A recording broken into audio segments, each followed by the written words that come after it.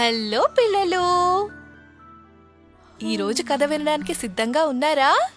తెనాలి రామకృష్ణుడు ఎంత తెలివైనవాడో తెలుసుకోవాలనుందా మీకు?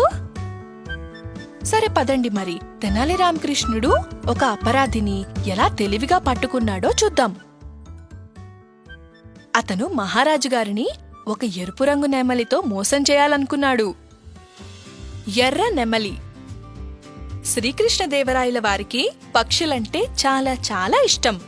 అతని భవనంలో ఎన్నో అరుదైన రకాల పక్షులుండేవి. ఒకరోజు దర్బార్లో పనిచేసే వ్యక్తి రాజుగారిని కలవడానికి వస్తాడు. అప్పుడు రాజుగారు పక్షులతో తన సమయాన్ని గడుపుతున్నారు. పక్షుల మీద ఉన్న రాజుగారి ఇష్టాన్ని ఆ వ్యక్తి అవకాశంగా తీసుకుందామనుకున్నాడు. అందుకే మహారాజు గారి సహాయం కోసం అక్కడికి వచ్చాడు. ఇంటికి వెళ్తున్న సమయంలో ఏం చేయాలో అన్న దాని గురించి ఆలోచించాడు.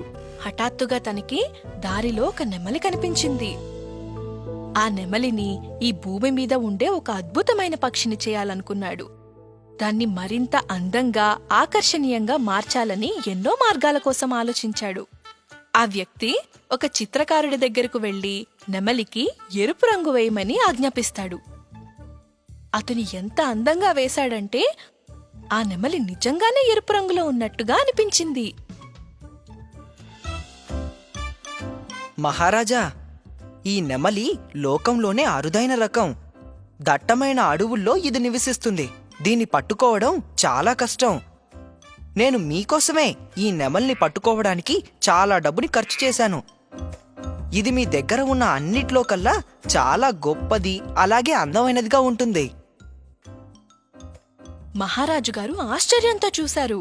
ఆ వ్యక్తికి అరుదైన నెమలిని తెచ్చినందుకు 1000 బంగారు నాణాలని ఇచ్చారు. ఆ ఎరుపు రంగులో ఉన్న నెమలిని ఊరందరికీ చూపించాలని అనుకున్నారు రాజుగారు. దానికోసం కావలసిన ఏర్పాట్లు చేయమని రాజుగారు ఆజ్ఞాపించారు. తను వేసిన పథకం ఫలించిందని ఆ వ్యక్తి ఎంతో సంతోషపడ్డాడు.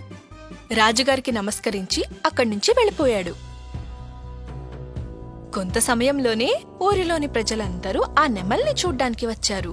ఎరుపు రంగులో ఉన్న ఆ నెమలిని చూసి ఎంతో ఆశ్చర్యపోయారు. అదొక్కటే కాదు, ఇతర రాజ్యాల నుంచి కూడా మహారాజులు ఈ నెమలిని చూడ్డానికి వచ్చారు. ఇలాంటి అరుదైన పక్షిని తెచ్చినందుకు అందరూ ఆ వ్యక్తిని మెచ్చుకున్నారు. సభలో ఉన్న తెనాలి రామకృష్ణుడికి మాత్రం ఆ నెమలిని చూసి అనుమానం వచ్చింది. ఆ పక్షి దగ్గరకు వెళ్లి చూస్తే రంగు పూసిన వాసన వస్తుంది.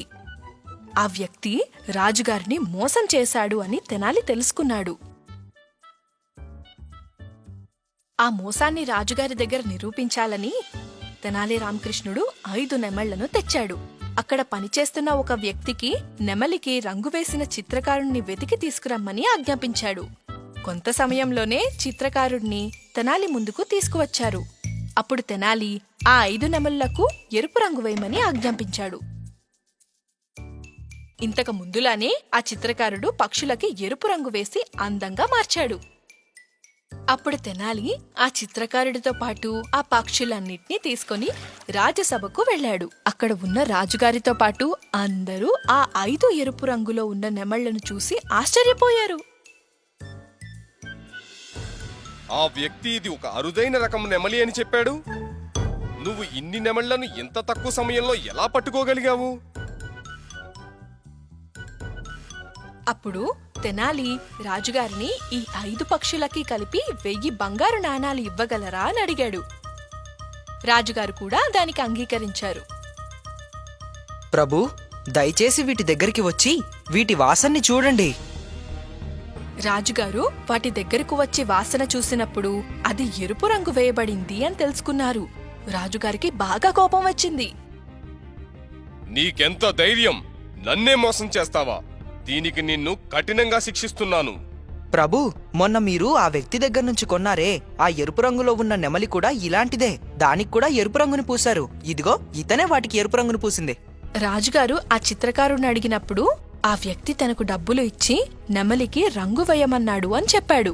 ప్రభు, ఆ వ్యక్తి మిమ్మల్ని మోసం చేయాలని నా చేత రంగులు వేయించాడని నాకు ముందే తెలుసుంటే నేనసలు ఈ పని చేసేవాడినే కాదు. నన్ను క్షమించండి ప్రభు.